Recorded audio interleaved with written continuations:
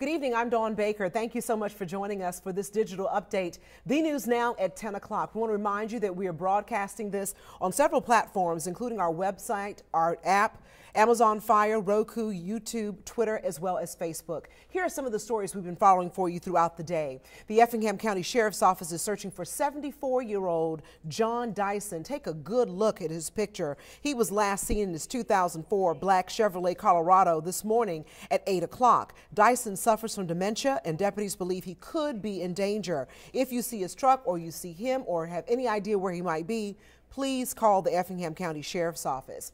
Well, as those temperatures drop across the area, WTOC's Crystal Howard shows us how people in Riceboro are making sure seniors in the community and their families stay warm.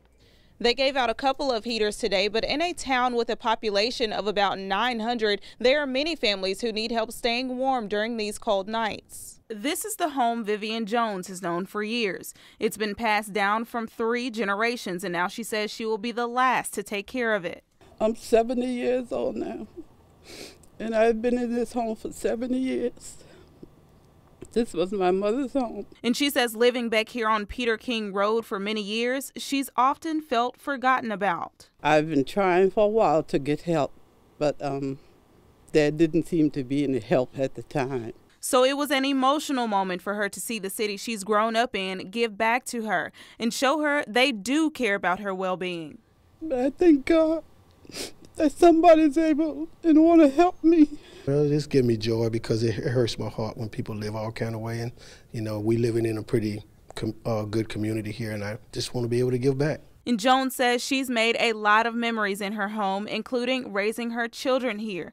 But after so many years, the home has had its share of wear and tear, especially in the winter. I know that I don't have sufficient heat. Even if I had the heat, there's still air coming in because all of the crack and broken windows that I have in my home. And she says even though her home is barely fit to live in, she's thankful her prayers for help have been answered. Crystal Howard, WTOC News.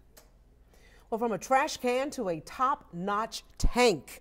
A sea turtle found in the trash at Tybee Island in a hotel room is well on its way to recovery. Sean Evans brings us this update. Right out of the nest, the life of a baby loggerhead sea turtle is difficult. Trying to make it to the ocean without getting picked off by predators like birds, raccoons, and in Admiral's case, a couple of tourists from Kentucky. The turtle napping is still an ongoing federal investigation and one that could still stick the couple with some harsh penalties.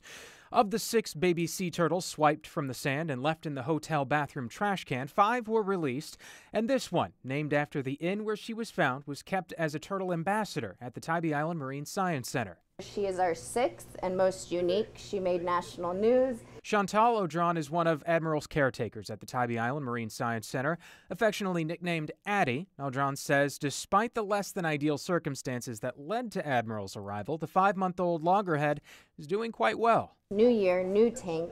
Admiral is moving from a 65-gallon tank today to an 800-gallon tank. New fishy neighbors and live feedings will give Admiral the stimulation needed to prepare her for life in the wild. Also on hand to witness the tank transfer was the general manager of the Admiral Inn, who's followed the baby turtle's journey since she was found in one of his rooms. Honestly, it's pretty exciting.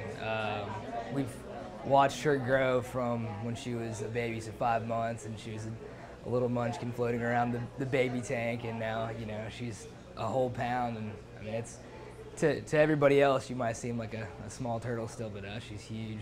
Admiral will remain in this new tank for about another 1.5 years before she's released into her natural habitat. Reporting on Tybee Island, Sean Evans, WTOC News. Again, I want to thank all of you for joining us this evening. I see many of you talking about Mr. Dyson and praying for his safe return. We are certainly doing that too, because we do realize it's a cold night out there. We hope that he is okay. If you see him or know anything about where he might be, please call the Effingham County Sheriff's Office. We also have Julie Crawford online, and Renee Coleman in from Pinora, and Norma Lee all the way from Indiana. And also we have some people watching from Springfield. Kimberly Peoples, keep an eye out for Mr. Dyson for us. Janelle Hancock is watching from Kentucky. And let's see, someone else here from Effingham County as well. And we also have Margaret Coffey from Kingsland, Georgia. Thank you for joining us. We want you to don't forget about the news coming up at 11 on TV.